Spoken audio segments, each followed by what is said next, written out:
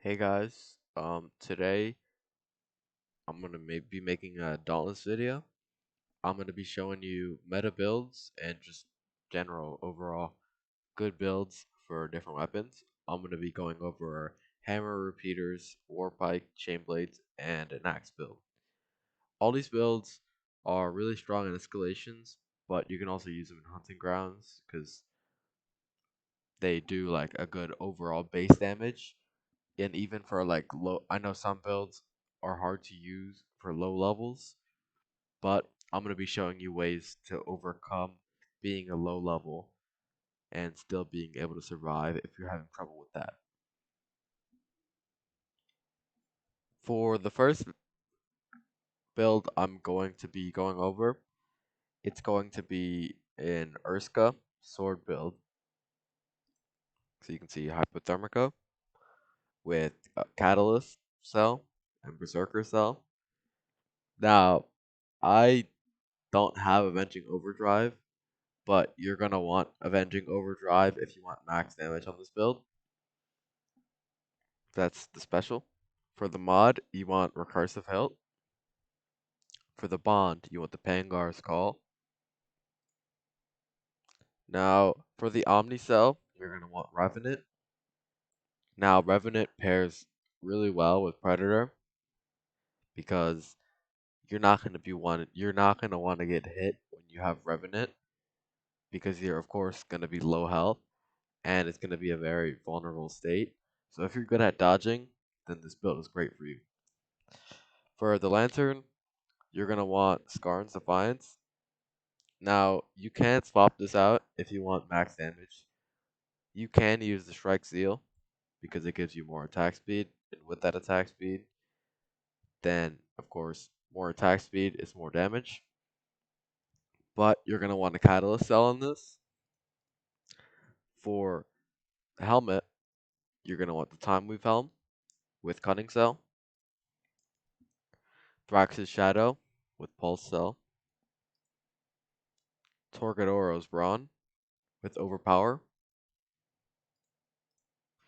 And the Chrono Treads with Predator. For the tonics, you're going to want Blitz Tonic, Frenzy Tonic, and Assault Tonic. Now, for this build, you're going to be mainly focusing on staggering the behemoth. So what you want to do is you want to put the Urska special ability, this Ice Spike, on the head, which is going to allow you to get the maximum stagger damage possible for it. So you want to just be hitting the behemoth, hitting the behemoth. You can see I broke it, and it did a good bit of stagger damage. Now, with this build, whenever the behemoth is on the ground from either from you breaking apart or whoa, from you breaking apart or staggering it, this build is so strong because it allows you to do enough stagger damage to either fully kill or fully re-stagger the behemoth or get it close to being staggered. So you can get almost 2 staggers if you have your Urska ability ready. Now for a little bit of a damage test. Pull this up. So I'm gonna use my this is gonna be your Avenging Overdrive. I don't recommend using Valiant Overdrive unless you're like me and you can't afford it. But this build, it does very solid damage, and it's really good for stagger damage because with when you combine it with the Assault Tonic, it gives you that 64% increased stagger damage, which will basically guarantee that the behemoth will get staggered pretty quickly. Now, for the next build, it's going to be a War Pike build. I personally love this build for Frost Escalation because it does a lot of wound damage, and it's just an overall strong Pike build. So you're gonna be wanting to use the Torgadoro pike. It's the Power Classic Envoy with Berserker Cell, Molten Cell. For the special, you want Reckless Leap, which you get from the Trial Store. For the mod, you want Executioner Spearhead, which you also get from the Trial Store. And for the bond, you want Inferno's Arrow. For the Omnicell of choice, you want Revenant. I recommend I recommend if you're having trouble surviving, use Koshai's Bloom. If you are lower level, I recommend using Koshai's Bloom. But you can also swap this out with Scarn Defiance. Scarn's Defiance because it'll help you survive almost the same. Now, if you're going for max damage, I recommend swapping it to Strike Zeal because the more attack speed you have, the more often you're going to be hitting, and the more often you hit, the more damage you're going to do. But you want to have this on Molten Cell. For the helmet, you want Time Weave Helm with Relentless Cell. For the chestplate, you want Quill Spike Jacket, Relentless Cell. For the gauntlets, you want Malkarion's Grasp with Savagery Cell. And for the boots, you want Thrax's Guile with Cutting Cell. Now, the reason this build is so strong is because of the special Reckless Leap. So, not only does the build do pretty good see that's the lantern, and it also gives you lifesteal, but not only does this build do good wound damage, but here I'll show you an example of using Reckless Leap. So you can see here, I'll back up a little bit. You can see here, once I use it, you hit and 1,390 wound damage. See, I'll do it again. 1,390. Now, this build is really strong for, like I said, frost escalation, because not only does it hit really strong wounds, but when you put that with the wound, I don't know what it's called, the wound thing from frost escalation. You know what I'm talking about. If you if you put that together with this build, it does a lot of wound damage, and that's gonna help you, of course, hit faster, get more movement speed, and if you hit faster, it's more damage. So if you would like to swap out, of course, you can swap out this for the Strike Zeal and get even more attack speed and movement speed if that is what you're looking for, basically max damage. Now for a little bit of damage test, see like 1.5 thousand hit. That's a crit, of course.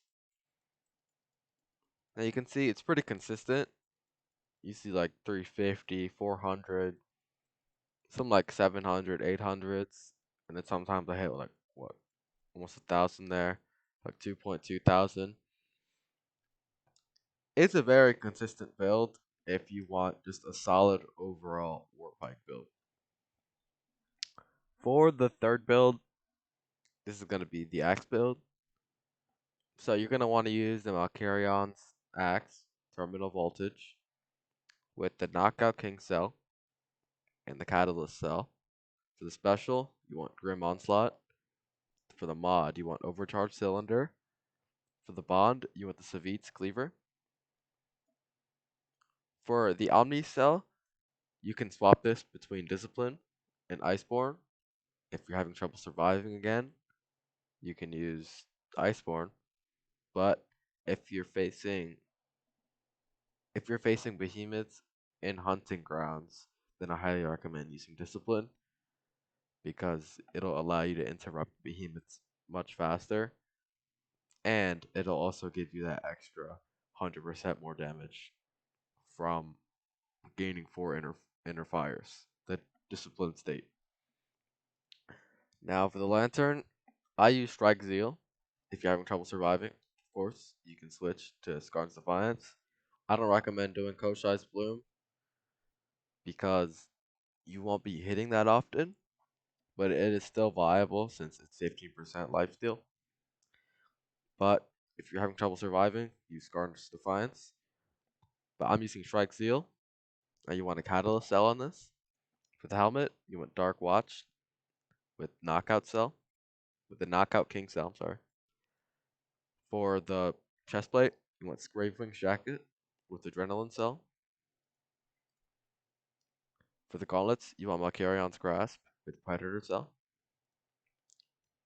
And for the boots, you want Chrono Treads with Cunning cell. Now, the tonics are very important for this build because you're gonna want Assault Tonic. Assault Tonic and Frenzy Tonic are the most powerful tonics for this build. Now, Blitz Tonic is important because it'll help stack up your determination levels for Axe, but you can also replace this with the Inspiring Pylon if you want maximum damage possible. Now, this build is mainly made, like you can see here. You're gonna want to dodge and then use your Axe throw, and that's gonna basically hit the behemoth with so much stagger damage that it's gonna get staggered with one Axe throw at max determination if you do it right. So, like I was saying, this build is made for stagger damage, and you use this build. Basically, the way it works is you're gonna dodge through an attack, and you have 5 seconds to use your Grim Onslaught to hit the behemoth with your axe. So I won't be doing maximum stagger damage here, but you can see here I'm gonna be doing almost 10,000 stagger damage from one axe throw. Now that's gonna be double because of Knockout King.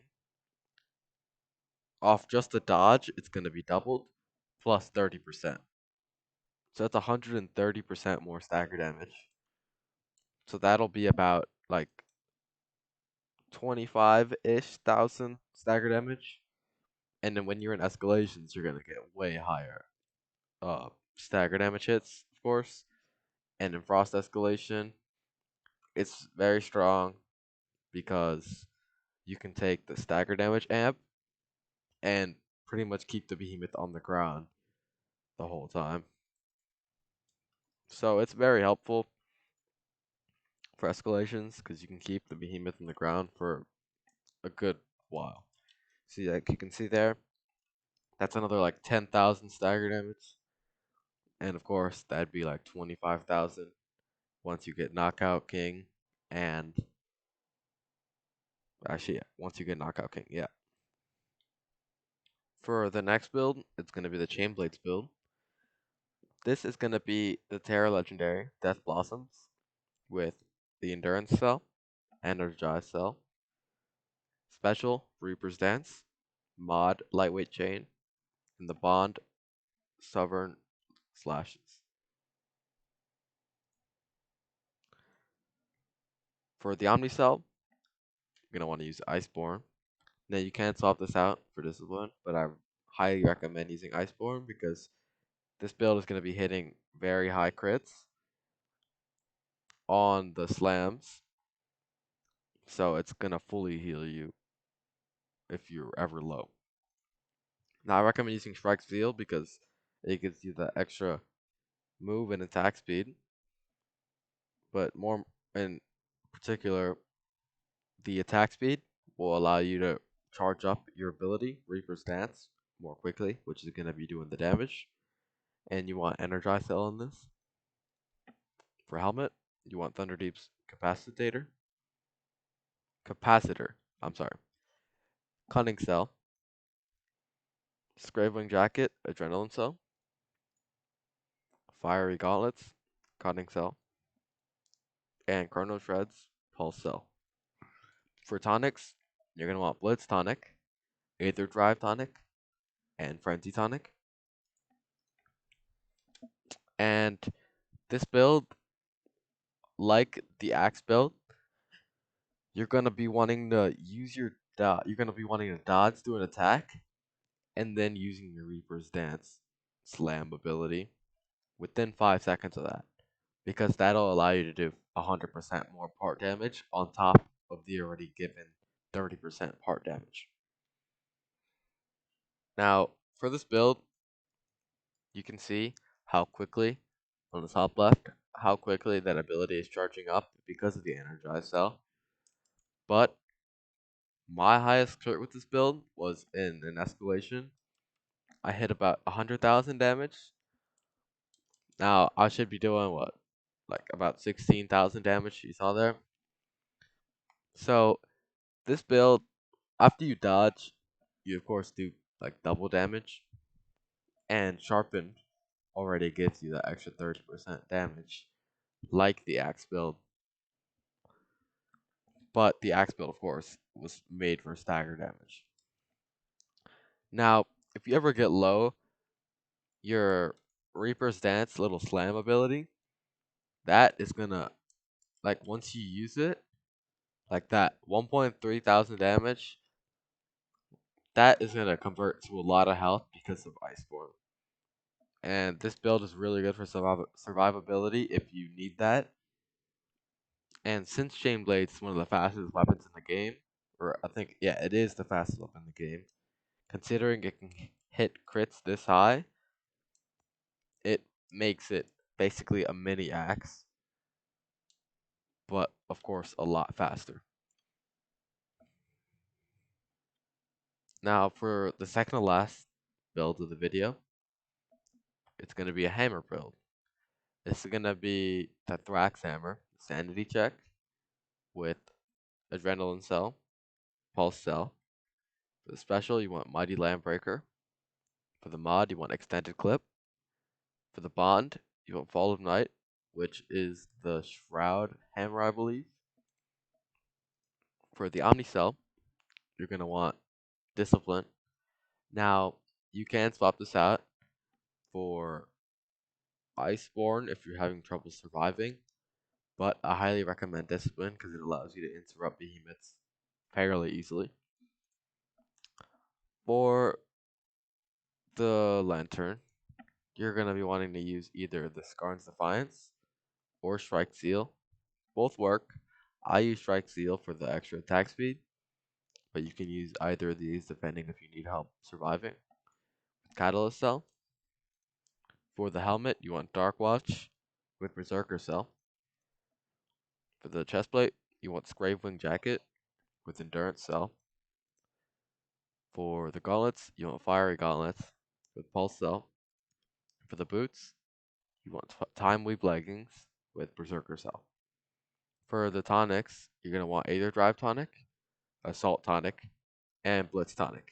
Now, all these tonics together, the thing that's so strong about the Aether Drive Tonic is when it's paired with the Strike Seal, it allows you to get a lot of attack speed stacked on top of this Blitz Tonic, which already is giving you attack speed, which makes Hammer not a fast weapon, but faster than it already is.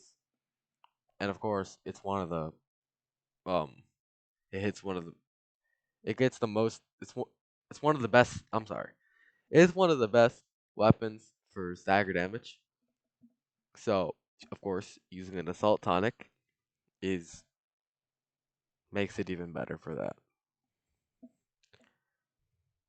Now, for a little recap of how Hammer works, is one of the main combos. Here, I'll pull it up. One of the main combos is the horizontal hammers and the lunging strikes. So horizontal hammers is when you want to light attack 3 times, and then right, and then heavy attack. Now, this combo is very strong if you're going for overall damage and stagger damage, and that combo is a little bit slower than lunging strikes, which is you're walking forward, and then you do the same combo, 3 light attacks, and then a heavy attack.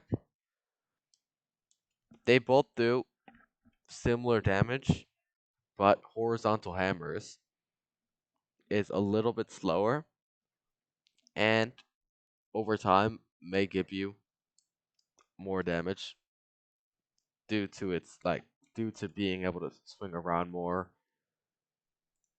and hitting multiple times. It's also a lot better for stagger damage if that's what you're going for. So I highly recommend once the behemoth is staggered, you're gonna want to be using horizontal hammers because not only is it not gonna be able to move, you're gonna be getting the max stagger damage and max part damage or core damage due to it not moving. And of course, you want to have the behemoth get hit by every single one of those little horizontal hammers, those little red boxes or circles. You want to try to line it up so the behemoth gets hit with as many of those as possible because that's going to give you the maximum damage possible. Now, for the last build, I'm going to be covering a repeaters build. Now, this repeaters build, it is one of the best repeaters builds in the game. It is a meta repeaters build that a lot of people know about. Now, if you don't know about this build, definitely try to make it if you can. It's a very strong build. So it's going to be using the Malkurion's repeaters, Dynamic Deadlights, with Berserker Cell, Assassin's Frenzy Cell. Now, I use Marksman's Chamber when I am lower level, running the low level escalations to try to level up. And right now, during the Valentine's event, it allows me to focus on parts, which gives me, of course, more friendship coins or friendship tokens, whatever they're called. But normally, you want to be using the Salvo Chamber on this. For the grip, you can use Captain's Grip, most preferably Captain's Grip. For the mod, Extraction Catalyst. For the bond, the Savit Avengers. For the Omnicell, I recommend using Discipline because it allows you to interrupt behemoths, which is a thing that repeaters can't normally do. For the Lantern, you want to use Scarn's Defiance. I know some people would much rather the movement and attack speed from Strike Zeal, which you can go ahead and replace that if you really wanted to. But I'm going with Scarn's Defiance because it helps me survive, especially in a level 9. Put Molten Cell on your Lantern of choice. For the helmet, you want Time Weave Helmet with Predator Cell. For Chestplate, you want Time Weave Robes with Berserker Cell. For the Gauntlets, you want Time Weave Gauntlets with Pulse Cell. And for the boots, you want Thrax's Guile with Cutting Cell. For the tonics, this is made for a more damagey and fast hitting build. So you can use Blitz Tonic, Frenzy Tonic. Now I'm using the Inspiring Pylon because it gives me max damage. And Inspiring Pylon you can use when the behemoth doesn't move as much as some behemoths. For example, I wouldn't recommend using it when you're fighting, let's say, a Fenrir, because Fenrirs move a lot more than, let's say, a Charog. Charogs are relatively slow, so you can stay in the pylon's range while fighting a Charog, but you may not be able to do the same when fighting a Fenrir. So this covers this build. These are the perks. Now for this build, you can see that I'm only level 9, which wouldn't calculate max damage, but it's gonna still do over 1,000 DPS, which is very strong for a level 9. So charge this up, max attack speed. You can see here, I'm currently around, it's probably gonna drop to like 1,500 DPS, 1,400. I mean, considering a level 9, this is very strong, but relatively getting around like 12, 1,300 DPS as a level 9. So, very strong build. If you don't know about this build, I highly recommend getting it because it is one of the strongest builds in the game and it focuses parts very well. So if you're grinding an event and you need to like break parts or something like that, then it allows you to, of course, get that and earn the maximum amount of coins that you can. Alright, and that covers it. Thank you for watching the video. If you enjoyed, please leave a like, subscribe, and consider hitting the notification bell. If you would like me to make any builds for you, leave it down in the comments, and I'll try my best. That's it for the video. Peace.